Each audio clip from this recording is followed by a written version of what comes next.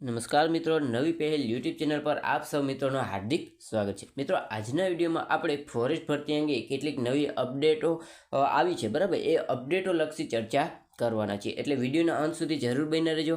અને હજુ તમે લાઇક ના કરી તો ફટાફટ લાઇક કરી દો, ચેનલ ઉપર નવા હોવ તો ફટાફટ ચેનલને સબસ્ક્રાઈબ પણ કરી દો। મિત્રો, ખાસ કરીને વાત કરીએ તો ફોરેસ્ટની જે શારીરિક કસોટી માટેનું ગ્રાઉન્ડ યોજાવાનું છે, બરાબર, એની તારીખો પણ ડિક્લેર થઈ ગઈ છે। પરંતુ હવે ઉમેદવારોનો સવાલ એ છે કે કયા ઉમેદવારનો વારો કયા ઝોનમાં આવશે, એટલે કે કયા જિલ્લામાં કયા ઉમેદવારનો શારીરિક કસોટી માટેનો વારો આવશે એની પણ આપણે ચર્ચા કરવાના છે। ત્યારબાદ વાત કરીએ તો જે કોલ લેટર છે, બરાબર, એટલે કે શારીરિક કસોટી માટેના કોલ લેટર ક્યારે ડાઉનલોડ થશે, બરાબર, અને કેવી રીતે ડાઉનલોડ કરવાના થશે એની પણ ચર્ચા કરશું। ત્યારબાદ જોઈએ દોસ્તો તો જે 823 જગ્યાઓ છે, બરાબર, એમાં હવે વધારો થવાની શક્યતાઓ કેટલા અંશે રહેલી છે એ લક્ષી પણ આપણે ચર્ચા આજના વિડીયોમાં કરવાના છે।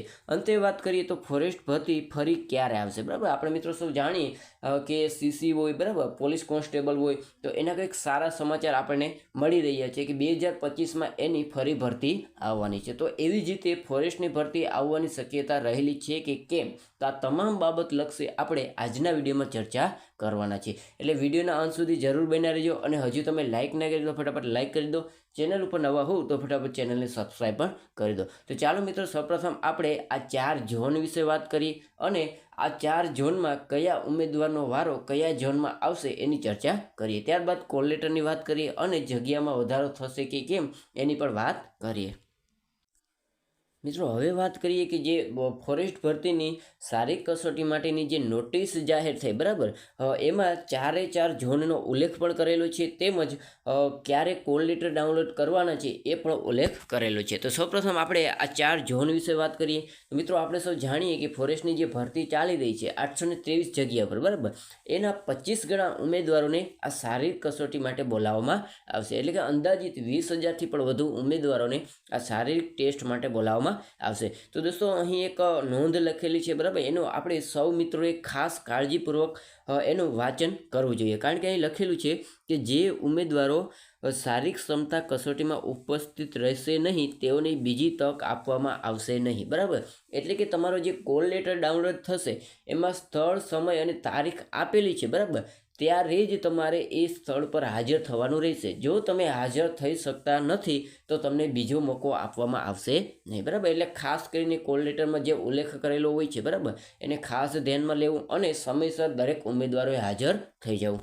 ત્યારબાદ વાત કરીએ દોસ્તો 4 ઝોન વિશે, બરાબર। દોસ્તો, હવે વાત કરીએ કે ફોરેસ્ટ ભરતીમાં જે શારીરિક કસોટીનું ગ્રાઉન્ડ યોજાવાનું છે, બરાબર, એમાં કયા ઉમેદવારનો વારો કઈ જગ્યાએ આવશે। તો તમે જોઈ શકો છો દોસ્તો કે આ જે ફોરેસ્ટ ભરતીનું શારીરિક કસોટીનું આયોજન થઈ રહ્યું છે એ 4 ઝોનમાં આયોજન થઈ રહ્યું છે, એટલે કે ઉત્તર ગુજરાતની વાત કરીએ તો ગાંધીનગર ખાતે, બરાબર, એવી જ રીતે મધ્ય ગુજરાતની વાત કરીએ તો વડોદરા, બરાબર, તેવી જ રીતે દક્ષિણ ગુજરાતની વાત કરીએ તો સુરત અને લાસ્ટમાં સૌરાષ્ટ્રની વાત કરીએ તો જુનાગઢ। એટલે કે આ 4 સ્થળોએ આપણને આ 25 ગણા ઉમેદવારોનું શારીરિક કસોટીનું આયોજન કરવામાં આવેલું છે। દોસ્તો, હવે વાત કરીએ કે ગાંધીનગર નામનું જે સ્થળ છે, બરાબર, ત્યાં કયા ઉમેદવારનો વારો આવશે। તો તમે જોઈ શકો છો દોસ્તો, અહીં જિલ્લાના પણ નામ આપેલા છે, એટલે કે સાબરકાંઠા, અમદાવાદ, પાટણ, અરવલ્લી, ગાંધીનગર, બરાબર, કચ્છ। ત્યારબાદ જોઈએ તો અહીં તમે જોઈ શકો છો લખેલું છે બનાસકાંઠા, મહેસાણા, બરાબર। આ તમામ જિલ્લાના ઉમેદવારોનો વારો શારીરિક કસોટી એટલે કે ગ્રાઉન્ડ માટે ગાંધીનગર જવાનું થશે, બરાબર, અને તમને જે કોલ લેટર ડાઉનલોડ થશે એમાં પણ ઉલ્લેખ કરેલો હશે। દોસ્તો, તમે જોઈ શકો છો કે અહીં પ્રોપર એડ્રેસ પણ આપેલું છે, બરાબર, એટલે કે જે ગાંધીનગર નામનું જે ઉત્તર ગુજરાતનું ઝોન છે, બરાબર, એમાં જેટલા પણ ઉમેદવારોનો વારો છે, એટલે કે આ જિલ્લાના દરેક ઉમેદવારોએ આ સ્થળ ખાતે, બરાબર, જે એડ્રેસ આપેલું છે, પ્રોપર એડ્રેસ જે આપેલું છે ત્યાં રનિંગ માટે એટલે કે ફોરેસ્ટની શારીરિક કસોટી માટે જવાનું રહેશે। અને એ તમામ વિગતો તમને જે ફોરેસ્ટનું કોલ લેટર ડાઉનલોડ થશે, બરાબર, શારીરિક કસોટી માટેના જે કોલ લેટર ડાઉનલોડ થશે એમાં સંપૂર્ણ ઉલ્લેખ તમને કરેલો જોવા મળશે। ત્યારબાદ વાત કરીએ દોસ્તો મધ્ય ગુજરાત, બરાબર, તો એનું જે ઝોન છે વડોદરા, બરાબર, ત્યાં પંચમહાલ, છોટાઉદેપુર, ખેડા, આણંદ, વડોદરા, મહીસાગર અને દાહોદ, આ તમામ જિલ્લાના ઉમેદવારોને શારીરિક કસોટી માટે વડોદરા જવાનું રહેશે, બરાબર. અને એનું પ્રોપર એડ્રેસ પણ ગ્રાઉન્ડનું અહીં આપેલું છે, અને આ ફરી તમને કોલ લેટરમાં પણ આપેલું જોવા મળશે.